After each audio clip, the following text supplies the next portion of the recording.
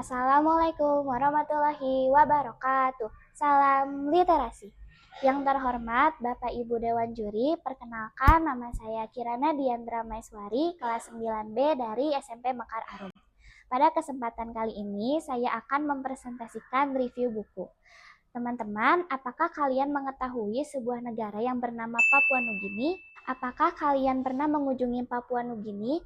Jika kalian belum pernah mengetahui tentang Papua Nugini, hari ini saya akan mengajak kalian semua untuk menyimak lebih lanjut tentang Papua Nugini melalui buku yang akan saya presentasikan hari ini.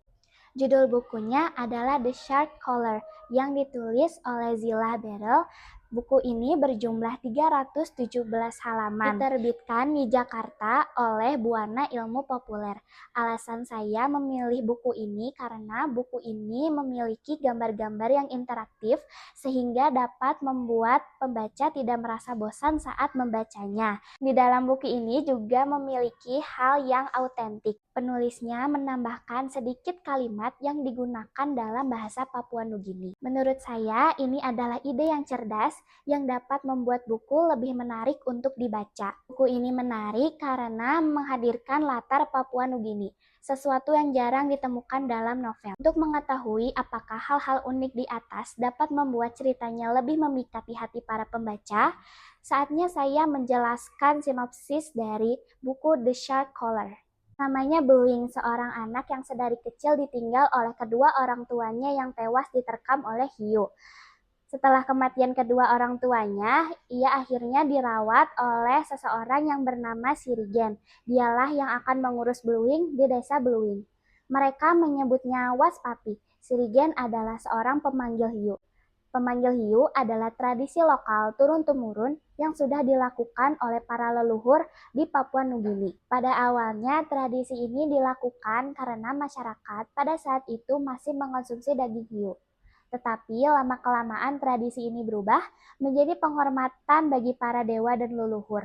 Sejak awal ia satu rumah dengan Sirigen, Bluing sudah sering memaksakan Sirigen untuk mengajarkan mantra pemanggil hiu kepada dirinya.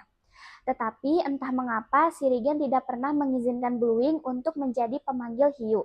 Di tengah hiruk-pikuk kehidupan Bluing dengan Sirigen, tiba-tiba datang ke desa seorang profesor sejarah dengan anaknya yang berasal dari Amerika Serikat untuk melakukan sebuah penelitian.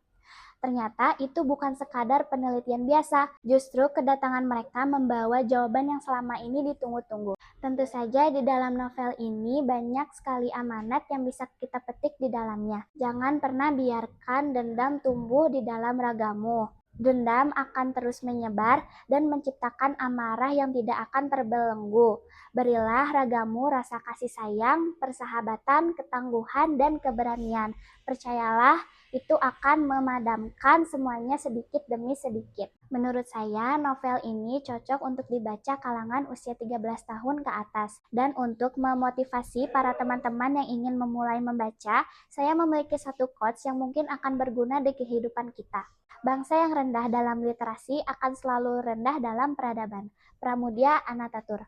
Artinya, kalau kita malas membaca dan menulis, bangsa kita sulit maju. Karena itu, ayo biasakan membaca setiap hari. Dengan rajin membaca, pengetahuan kita akan bertambah dan kita bisa ikut untuk memajukan bangsa. Sekian gagasan-gagasan yang dapat saya berikan pada presentasi buku hari ini. Terima kasih karena sudah menyimak presentasi saya pada hari ini. Saya harap presentasi kali ini dapat berguna bagi teman-teman semua. Saya Kirana Diandra Maiswari, pamit undur diri. Sekian, wassalamualaikum warahmatullahi wabarakatuh.